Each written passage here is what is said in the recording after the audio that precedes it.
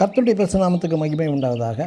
இன்று நாம் தியானத்துக்கு எடுத்துக்கொள்ள இருக்கிறதான வேத வசனம் ரோமர் 8:28. தேவனிடத்தில் அன்பு கூறுகிறவர்களுக்கு சகலமும் நன்மைக்கு ஏதுவாக நடக்கிறது. ஆமென்.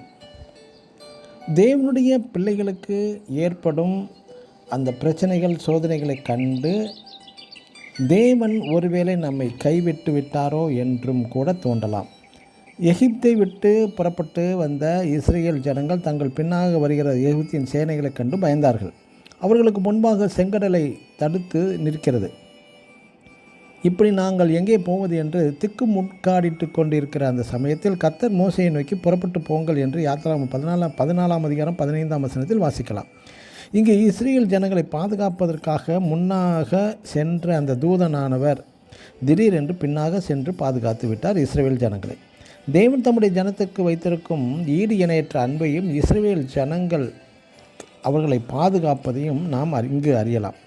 பார்வோனும் அவனது சேனைகளும் இஸ்ரேல் ஜனங்களை விடாப்பிடியாக துரத்தி வரும்போது, இனி எந்தவித அசம்பாவிதங்களும் என் ஜனங்களுக்கு அனுமதிக்க மாட்டேன் என்று, இனி எகிப்தியரின் சேனைக்கு தண்ணீர் தான் கல்லறை என்றும், அதே தண்ணீர் தான் இஸ்ரேல் ஜனங்களை பாதுகாக்கும் ஒரு மதிலாகவும் நின்றது.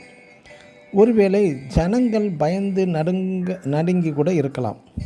நமக்கு முன்னாக வழிநடத்தி சென்ற தூதனானவர் மேகஸ்தம்பம் பின்னாக போய்விட்டதே, எங்களை கைவிட்டு விட்டதே என்று. ஆனால் நடந்தது என்ன தெரியுமா? எகிப்தின் சேனைகளை தடுக்கவும் சத்துருவின் மேல் இருளை கொண்டு வந்து எகிப்தின் சேனைகளை திக்கு முக்காட வைத்து அன்று இரவு முழுவதும். ஆனால் இஸ்ரவேல் ஜனங்களுக்கோ அன்று இரவு முழுவதும் வெளிச்சம் வந்ததினால் மிக எளிதாக சமுத்திரத்தை கடந்து விட்டார்கள். என்ன ஒரு ஆச்சரியம்! ஆம், எனக்கு அன்பான தேவனுடைய பிள்ளைகளை, எங்கு திரும்பினாலும் பிரச்சனைகள், சோதனைகள் தான். அனைத்து இடங்களுமே மூடப்பட்டு பிரச்சனைகளுக்குள் இருந்து வெளிவர முடியாமல் அனைத்து பகுதிகளும் மூடப்பட்டு உள்ளதே, வேறு வழியே எதுவுமே இல்லையே என்று நினைக்கும்போது மனிதன் தனது மூளையால் சிந்திக்கவே முடியாத பிரமிக்கத்தக்க அதிசயங்களை செய்து விடுதலையாக்குகிறார் நம் தேவன். இதற்கு நாம் செய்ய வேண்டியது தேவனிடத்தில் அசையா அன்பு கூறுவது மட்டுமே. நாம் தேவனிடத்தில் அன்பு கூறுகிறவர்களுக்கு சகலமும் நன்மைக்கு ஏதுவாக நடக்கிறது என்று பரிசுத்த வேத வசனமும் நமக்கு ஞாபகப்படுத்துகிறது. ஆமேன். God bless you.